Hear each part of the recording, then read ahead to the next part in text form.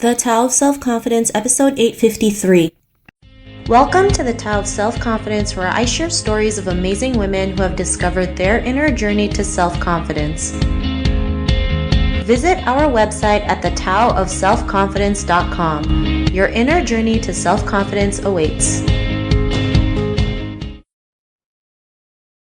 Well, hello, friend. Welcome to the Tao of Self-Confidence, where I share amazing stories of women who have discovered their inner journey to self-confidence. I'm your host today, Sheena Yap Chan, and today I have an amazing lady on the show today. She is the co-founder of Asians in Advertising and also the co-author of the upcoming book, The Visibility Mindset. And I'm so excited to have her on the show today to share about her confidence story. And so without further ado, I'm going to introduce you to Jessalin Lam. Jessalin, how are you today? Maybe you can fill in a little bit more about yourself to the listeners. Sure, absolutely. Thank you so much for having me here today, Sheena. I've been a big fan of everything you're doing, excited about even your upcoming book that you have. And so for me, for everyone listening, as Sheena mentioned, I'm the co-founder of Asians in Advertising. It's a nonprofit globally for Asians and providing opportunities for them to help elevate them to higher positions and making sure that they have a community for networking across their career growth and making sure we have a spotlight for them for representations for Asians. And then with my book, I still don't believe it, I'm an author now. So that our book, The Visibility Mindset, I co-authored that with my Asians in Advertising co-founder, Bernice Chow. So it's The Visibility Mindset, how Asian American leaders create opportunities and push past barriers. And it's a book about essential career guide that's for the Asian community and allies to really solve the career gap for AAPI and really break the stereotypes and provide tips. And really excited for that to be published in November. Awesome. We're so excited to have the book come out. I can't wait to order my copy. And, this book can have come in at a better time. I'm not sure if you checked McKinsey's latest report. They mentioned that Asian women represented in corporate roles or higher position roles dropped 80%, which is huge, right? Like they mentioned the ratio of promotions from Asian men to Asian women went from like 1 to 2 to 1 and now 6 to 1 or something like that. Like it's really crazy. And, as Asian women, we have to go through so many barriers just to be heard, be seen, because we're still seen by our negative stereotypes. So I really love what you're doing. And I remember having Bernice on the show last season, she was talking about how you and her created Asians in Advertising and how well just like the turnout just came out really great. And it's just a sign that, it was just needed to be done, right? The universe was like, if you create it, people will come, right? So I'm so super excited that, you guys have created this, you have your upcoming book. And Jessalin, what's your cultural background? Sure. So I'm Chinese American and I was born in the United States in a town called Poughkeepsie, New York. And then I've lived in New York City ever since. And then I now actually moved out of New York City to Monroe, New York. Awesome. Well, thanks for sharing that. And what'd be your favorite self-confidence quote? Oh, that's a really great question. There's so many really good ones, and I would share one of my favorite ones is from Michelle Obama, and it's your success will be determined by your own confidence and fortitude.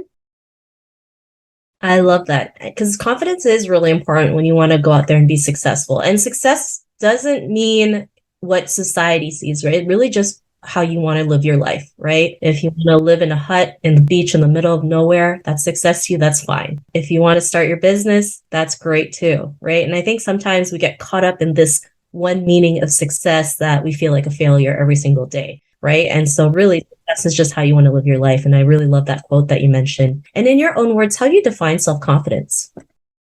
For how I look at self-confidence, it really starts with how you perceive yourself and really your own mindset. So it's if you believe in yourself, then anything is possible. I love that. And I know as women in general, how we perceive ourselves, we always feel like we always see the worst things about us, right? We're not our best friend. We become our worst critic, worst enemy. And because of that, we start resisting to make moves, right? That's why there's a huge confidence gap between men and women. Men aren't smarter than us, to be honest, they're just willing to take action and figure it out along the way. If they fail, they have a result, they move on to the next. And if women did the same thing as men, just imagine how much we can accomplish. And there's been studies where, they've tested men and women doing a task, and women has always done better than men as long as they took action. But because, if we see ourselves as not good enough, not worthy, of course, we're not going to go out there and make it happen. Mindset is so important in order to take the action we need to take to move up and be the person that we're meant to be. So I love that you mentioned that. And Jessalin, what was your life like before your discovery of self-confidence? I feel like I didn't learn about self-confidence or even acknowledge that I was doing it until later in life. So really before that, I was figuring out my life, what I wanted to do. And I mean, I'm still figuring it out too. It evolves all the time. And for me, it in the beginning, when I didn't really know about self-confidence, I feel like I definitely would doubt my decisions and I didn't believe in myself as much as I do now. So that's why I love this conversation that we're having, to be able to teach people the importance of it and be able to even learn it earlier on in their life. I love that. And I think we're always trying to figure ourselves out too, right? I'm guilty of it. Sometimes we just feel lost. And I think sometimes it's okay to be in that position because, as you're finding yourself, working on yourself, the right things will appear to you. And sometimes it takes time, right? Depending on each person, because, we have different upbringings, we have different things to unlearn. So it's okay if, you are able to figure out yourself faster than me, right? Because we're two different people. And I think that's a great reminder we need to tell people because, especially in the Asian culture, we're so great at comparing ourselves, right? And then social media doesn't help. It's like, oh, she's got washboard abs and I got muffin tops, right? I feel like a failure, but most people deal with muffin tops, right? I mean, and if we're just more authentic about that, I mean, people could relate and realize, it's okay. It's really okay if we're not feeling great, if we're going through mental health issues, if we're not as confident, if we're having a bad day, because it's normal. It's it's real life. It's not always curated photos on Instagram. So I love that you mentioned that. And what was that aha moment, especially creating Asians in advertising? Because I want to hear from your perspective. I've heard Bernice's perspective, but I want to hear from you. Especially creating Asians in advertising because both of you created it literally out of like just a conversation and it just really happened so fast. And then also creating a great book called Visibility Mindset, right? Because Asian Americans or Asians in general are the biggest group of people, but yet we're the most invisible. And it doesn't matter if it's in the US, Canada, or, any other country, we're still invisible. So what was that aha moment for you? Yeah. And actually, before I mentioned the aha moment, I wanted to add, speaking of muffin tops, me being a first time mom, I feel like that's been a new chapter, even just the whole self-confidence. So it evolves all the time. So even for listeners out there, like be patient with yourself there because things change and being able to look at things as a learning experience is part of the confidence. I mean, for me, I'm still building my confidence as a new working mom. So that's just want to add that as another thing that I'm experiencing. For the aha moment, I mean, I can share even before Asians in Advertising, I did want to share with everyone. I mean, I went through this whole self-love journey and to really understand what is love, what does loving yourself mean, to be your own best friend. And that for me personally included going to therapy and prioritizing myself for the first time, not just physically, but like mentally and spiritually. So that's really important for me. And that's worked really well. And then that led me to like where I am now. And for the aha of how I even met Bernice, it really happened where I wanted to do more to help serve the Asian community. So I've been calling it like my new Asian chapter last year, where I was like, okay, I'm tired of waiting for solutions to happen. I need to do something. And so I became a member of Ascend. I created Omnicom's first Asian employee resource group. And then I joined a lot of different Asian organizations. And then from attending the Ascend Leaders in Marketing webinar, I met Bernice Chow and we just had a video chat. We got along really well. And I admired just in terms of her career, because at the time she was pregnant at the time and I was actually family planning. And she also has done TEDx talks, has an impressive career. So I stayed in touch with her. And then when we created Asians in Advertising together, that was more, I don't even think it was an aha moment. It was more like, yes, we need this community. Let's do it.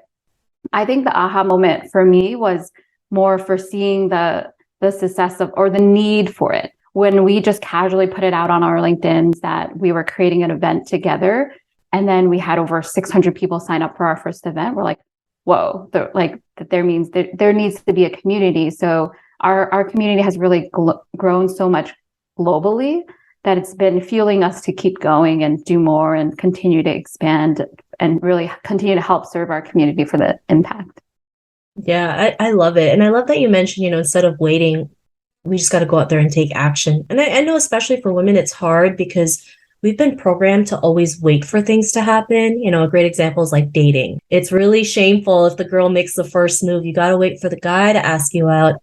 But then, you're waiting forever and then the guy's already moved on, right? It's the same concept. It's like we always feel like we have to wait for something to happen or wait for Prince Charming to save us when really, it's up to us to create the opportunities that we want, to create the change that we want to see, especially in our community. I mean, it was one of the reasons why I started this podcast, co-created Asian Women Who Boss Up, because there was just this need for better representation for Asian women, because for the longest time, we're seen as sex symbols, we're seen as, mail order brides. And because of that, there's a huge rise in violence against Asian women, especially in New York. And so many women are suffering. So in order to solve that problem, we need to have better representation. We need to share stories. We need to show people you can be more than that. And so I really love that you mentioned that. And, I kind of want to learn a little bit about, the book, right? Like, what was what was that like for you, being able to now be called a co-author in a book, right? Like, was that scary? Was that a huge deal? Like, I just wanted to learn a little bit more about that. Absolutely. Happy to share that. I mean, I'm still in shock to say that I'm a published author. I mean, speaking about confidence, for me, I'm like, is this real? Like, am I dreaming? For me, what really fueled me to keep going and writing the book, now being a mom, I was like, I would love to read this to my daughter and have her acknowledge all the leaders across industries and how they were successful or how they got to where they are. And also, I wrote this book thinking in the mindset of, I wish I had this when I was younger.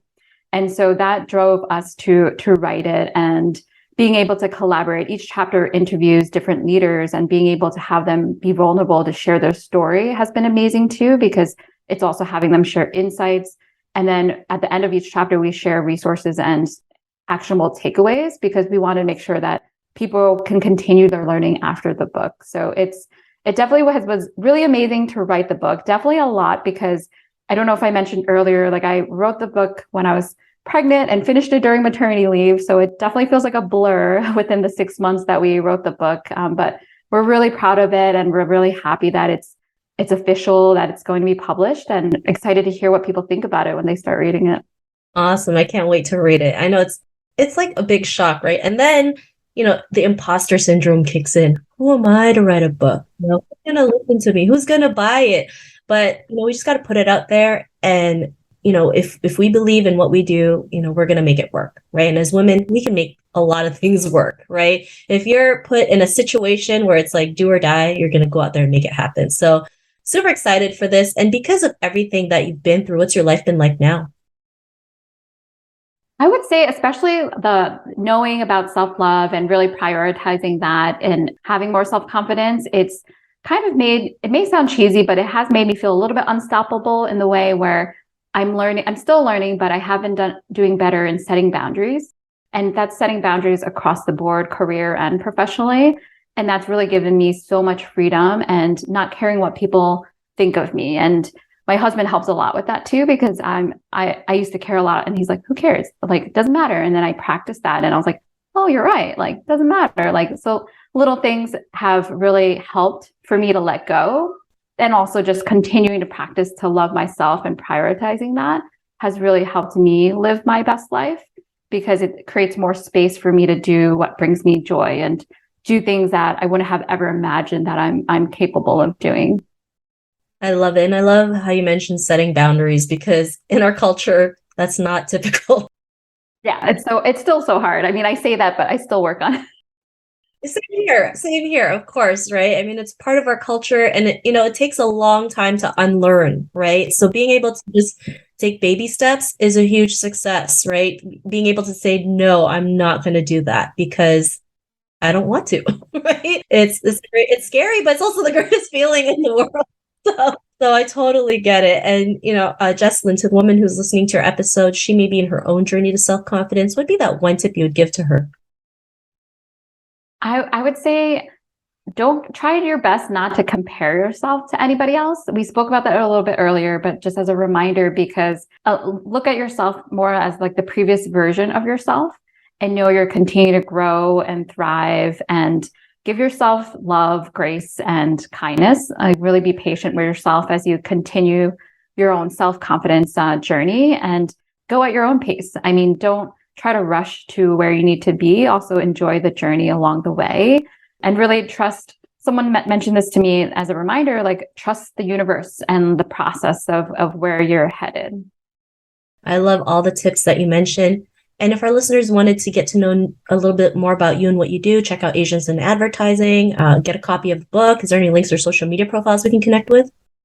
Yeah, definitely. I'll share with you my LinkedIn that people can connect with me. I'm happy to even have like a virtual coffee with anyone listening out there.